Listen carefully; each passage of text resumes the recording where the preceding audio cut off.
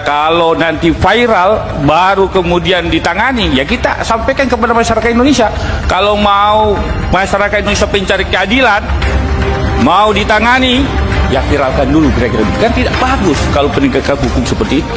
Ini adalah kritikan bagi polisi. Saya, Yuni Utami, Poluan Polda Sulawesi Tengah yang dipecat pada tahun 2014. Di sini saya akan menceritakan kepada kalian semua masalah apa yang membuat saya sampai nggak masuk kantor selama 2 tahun. Pada tahun 2012 saya berdinas di Polsek Biromaru. Saya berdinas di Satuan Reskrim dan saya adalah penyidik di unit PPA. Dan saya sedang menangani kasus.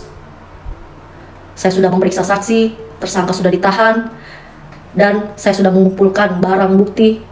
Tetapi saya tiba-tiba mendapatkan intimidasi. Saya mendapatkan perintah yang salah. Saya dipaksa untuk merubah status tersangka menjadi saksi. Karena apa? Karena tersangka tersebut adalah keponakan dari salah satu perwira di polsek tersebut. Dan saya berani menolak perintah tersebut. Dan sehari setelah saya berani menolak perintah tersebut, penyebab terjadinya kecelakaan yang menyebabkan penyebabnya adalah ini sendiri siapa namanya? Muhammad Hasan sendiri. Jadi penyebabnya ya Muhammad Hasan sendiri. Kenapa jadi tersangka ini gitu? Dia kan yang menyebabkan. Assalamualaikum warahmatullahi wabarakatuh. Jumpa lagi para sahabat dan teman-teman dengan Mas Farhan. Gimana kabar-kabarnya? Semoga kalian semuanya sehat-sehat sahaja. Dan yang baru bergabung di videonya Mas Farhan, jangan lupa bantu sokongannya dengan like, komen, share, dan subscribe-nya. Terima kasih banyak-banyak yang sudah bantu subscribe di channel Mas Farhan. Semoga kalian semua dimurahkan rezekinya, dipanjangkan umurnya, dijauhkan dari malak bahaya oleh Allah Subhanahu wa Ta'ala. Amin, amin ya rabbal alamin. Oke para sahabat dan teman-teman, di video kali ini Mas Farhan akan nge-reaction sebuah video yang sudah di-tag di TikTok. Mas Farhan disuruh reaction dan disuruh bahas tentang apa-apa benda hukum yang ada dekat kampung Mas Farhan. Contohnya yang kemarin sempat viral, orang Malaysia yang datang berkunjung pergi holiday untuk merayakan festival di Indonesia, dan ternyata diugut dan diperas sama polis Indonesia. Dan bukan hanya orang asing saja atau warga yang melancong ke Indonesia, bahkan warganya sendiri.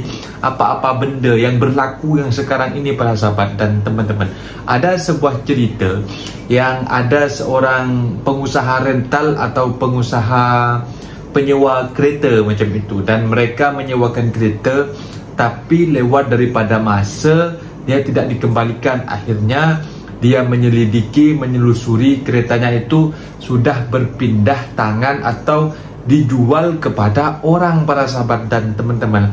Alih tanpa alih, si pengusaha rental, si pengusaha penyewa kereta ni memberi laporan kepada polisi untuk mendampingi mencari kereta yang disewa oleh orang para sahabat dan teman-teman. Dan si bapak polisi ini menolak. Bahkan si pengusaha rental ini akan berjanji akan mengasih uang kalau memang itu betul-betul mendampingi gitu. Dan ternyata para sahabat tidak didampingi. Akhirnya ketika mobilnya sudah beralih tangan dan dibilangnya dia sudah dijual macam itu. Jadi akhirnya sampai ada cekcok, sampai ada pergaduhan, sampai diador, sampai mati para sahabat dan teman-teman. Jadi malang kalau di Indonesia itu memang kalau tak viral dulu baru tidak ditangani macam itu para sahabat dan teman-teman.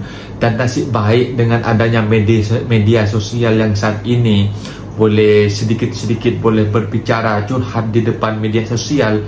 Akhirnya banyak terungkap kasus-kasus yang terpendam para sahabat dan teman-teman. Dan teman-teman penasaran seperti apa videonya? Ini dia videonya. Kalau nanti viral baru kemudian ditangani, ya kita sampaikan kepada masyarakat Indonesia. Kalau mau masyarakat Indonesia mencari keadilan, mau ditangani, ya viralkan dulu kira-kira. Kan tidak bagus kalau penegakan hukum seperti itu. Pak Kapolres yang saya hormati, ini kita ditonton oleh masyarakat Indonesia saya kira, dan ini juga kami tujukan kepada seluruh jajaran anggota Polri bahwa kalau kemudian laporan masyarakat yang mungkin masyarakat ini dari kaum marginal, ini kita prihatin pimpinan.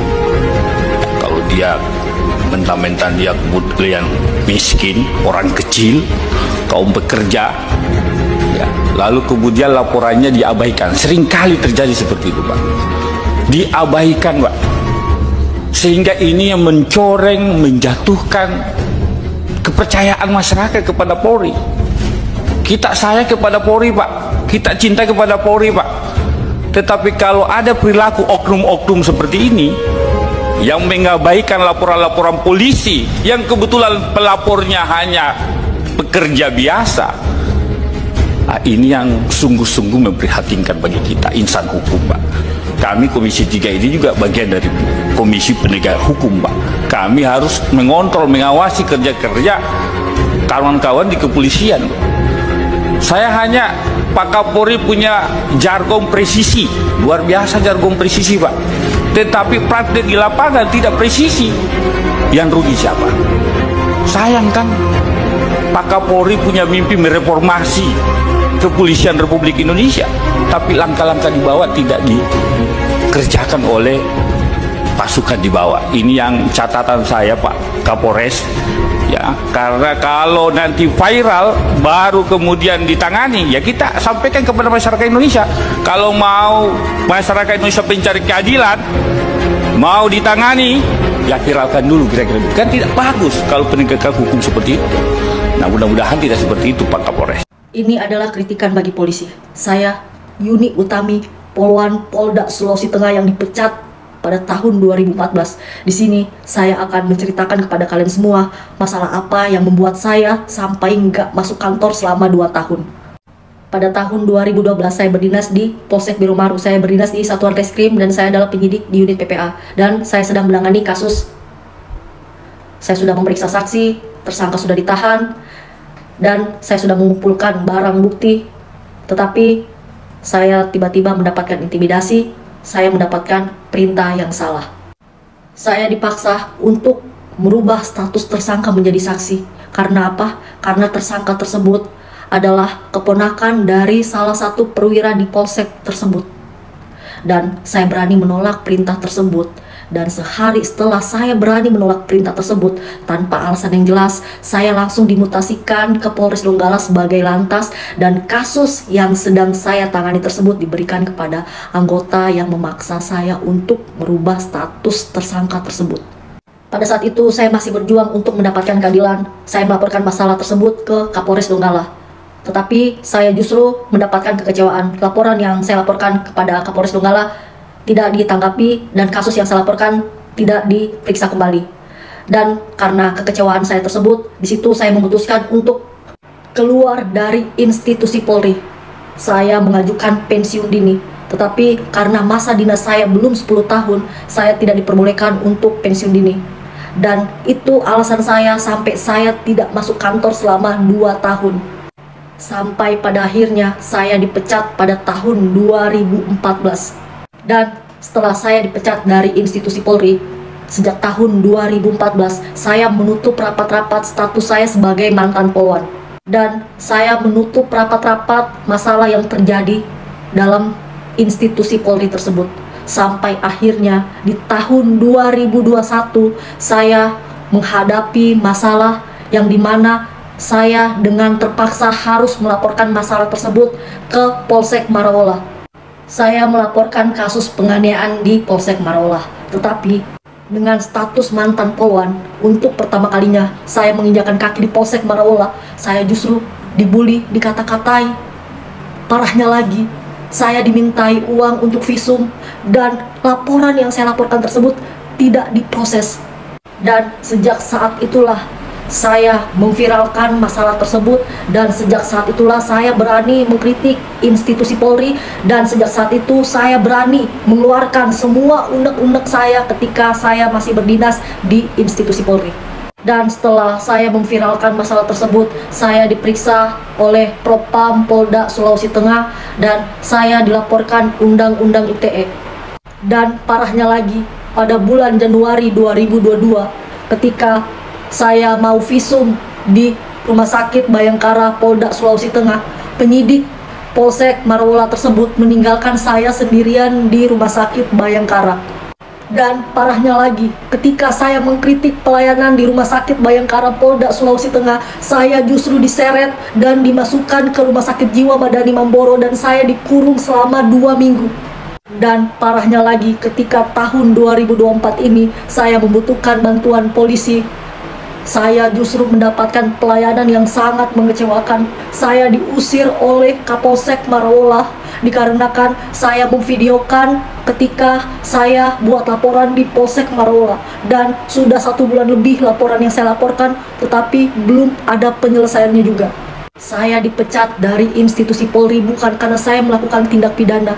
Dan saya ke Polsek bukan karena saya melakukan tindak pidana, tetapi saya hanya butuh bantuan polisi. Saya siap mempertanggungjawabkan apa yang saya katakan ini. Dan jika terbukti apa yang saya ucapkan ini adalah sebuah kebohongan, saya siap menerima hukuman sesuai dengan hukum. Penyebab terjadinya kecelakaan yang penyebabnya adalah si ini sendiri siapa namanya? Muhammad Hasan sendiri. Jadi penyebabnya ya Muhammad Hasan sendiri. Kenapa jadi kecelakaan ini gitu? Dia kan yang menyebabkan karena kelalaiannya menghilangkan nyawa orang lain dan dirinya sendiri nih. Ini kan karena kelalaiannya dia sendiri. Siapa Muhammad Hasan ini? Sehingga dia meninggal dunia karena kelalaiannya si Muhammad Hasan sendiri dalam mengendarai sepeda motor, sehingga nyawanya dia hilang sendiri. Gitu. Jadi yang menghilangkan nyawa sendiri karena kelalaiannya dia sendiri, bukan kelalaiannya si Pak Eko. Gitu. Jadi kalau ini kelalaiannya si Hasan sendiri. Pertama, dia kurang hati-hati dalam mengendalikan sepeda motor. Pada saat malam itu, dia berjalan sama temannya, rombongan. Tiba-tiba ada orang belok, dia tidak bisa mengendalikan kendaraannya, sehingga dia jatuh sendiri. Sehingga dia yang menyebabkan terjadinya kecelakaan. Nah, seperti itu para sahabat dan teman-teman, videonya yang kita simak. Bahkan seorang polisi yang dulunya menangani sebuah kasus dan dibilang stop kasusnya, dan akhirnya mereka memilih untuk resign karena dia tidak mau menutupi kasus yang memang betul-betul sudah teruk dan dibilang dialihkan macam itu. Dan bahkan juga ada kecelakaan seorang masyarakat dengan polisi Indonesia, dan di ujung-ujungnya yang disalahkan malah masyarakatnya tidak berhati-hati dengan atas menghilangnya nyawa itu karena ke atas keteledoran si masyarakat, katanya pengendara motor tidak berhati-hati macam itu. Memang dihukum dekat kampung saya itu para sahabat dan teman-teman, kayak tumpul ke atas, tidak berguna, macam tak berguna macam itu para sahabat dan teman-teman, karena harus menunggu viral dulu kan, malu para sahabat dan teman-teman, dan ditertawakan oleh negara-negara orang tetangga kita macam itu kan, tak langsung sergap menangani satset macam itu. Dan mungkin Mas Farhan ada juga sebuah cerita juga lah dulu. Tem Mas Farhan itu, abang Mas Farhan tu kehilangan motor dan repot kepada polis tu sampai menunggu kabar saja, sampai dia ada juga ada sedikit minta duit macam itu, dan ujung-ujungnya motor itu tak ditemukan para sahabat dan teman-teman. Jadi lebih baik ada sebuah perkataan, kalau kehilangan motor mau diurus sama polisi bagai hilang motor dua untuk membiayai bayar ini bayar itulah. Aku nggak tahu para sahabat dan teman-teman. Dan juga ada petani juga yang membuat video, kalau hilang lembu satu bagaikan kalau diurus lembu tak ada bagaikan hilang lembu dua macam itu para sahabat dan teman-teman. Jadi harap-harap jadi pelajaran lah bagi penegak hukum atau seorang polisi juga di Indonesia, menjadi pengayom masyarakat, akan melindungi masyarakat, bukannya untuk menjadi pungli kepada masyarakat sendiri para sahabat dan teman-teman. Mungkin videonya sampai di sini para sahabat dan teman-teman. Apabila ada kata benda yang silap, Mas Farhan minta maaf sebesar-besarnya. Mohon dibenarkan di kolom komentar. Mas Ramli diri undur diri. Wassalamualaikum warahmatullahi wabarakatuh.